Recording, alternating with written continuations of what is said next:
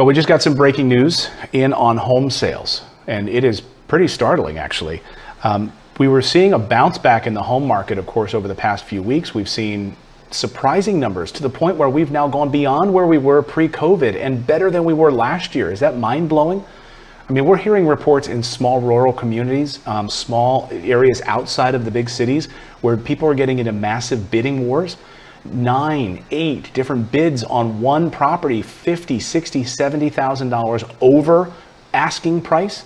So if you're thinking about selling your home right now and you're thinking maybe I shouldn't, I don't know. Yes, there's an incredible lack of inventory in this country right now, and people are getting into bidding wars. We just spoke to a couple that are interested in renting a particular house that we have, and they put their house up for sale, and it sold immediately. They couldn't believe it. So they needed to move fast. And this is in an area where you don't typically have like a lot of crazy bidding wars going on. But we've got new pending home sale numbers that just came out just now.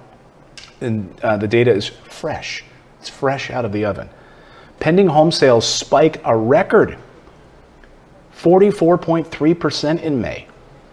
That's huge. 44% has spiked a record.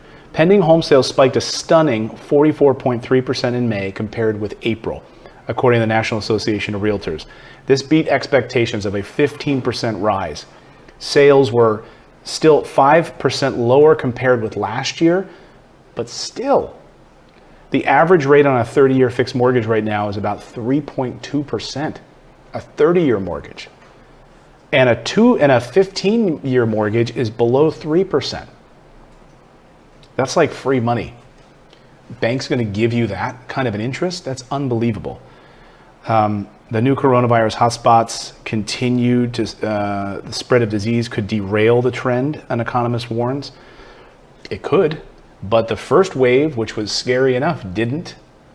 Pending home sales, again, spiked 44%. That's the largest one-month jump in U.S. history.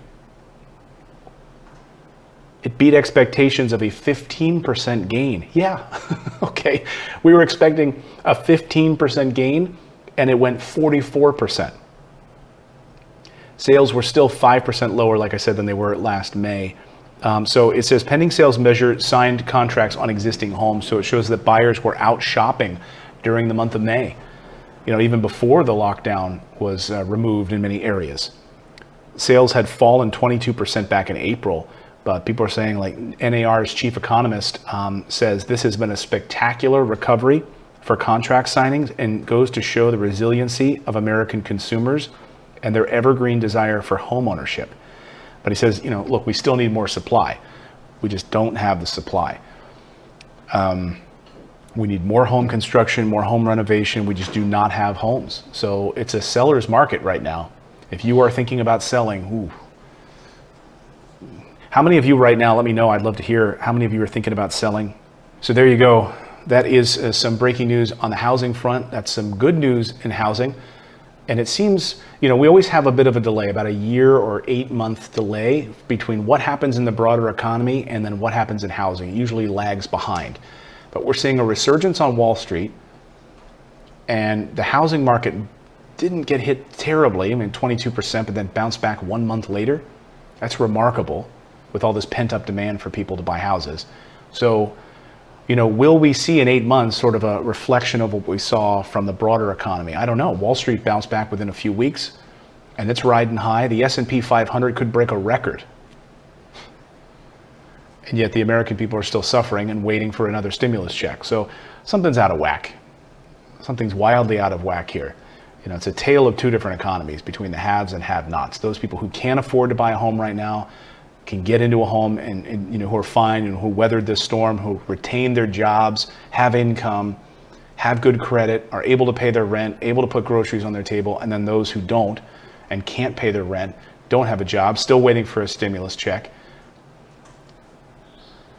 still waiting for unemployment benefits, haven't gotten their tax refunds yet. They were good soldiers and they sent them in back in February, and the IRS has been at home and they haven't been able to get to your paperwork because it's not been on there. They haven't been able to get to it because they've been away from their desks.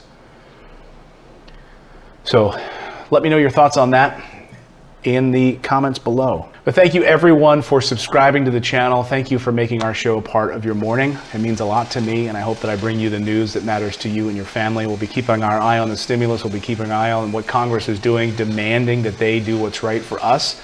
We'll put up petitions here in our description so you all can also call your local congressional office. Make those phone calls. It's very important. And also sign those petitions. We'll have those in the links below here in the description. Much love to all of you. We'll see you back here tomorrow for another show. Now be safe, everyone.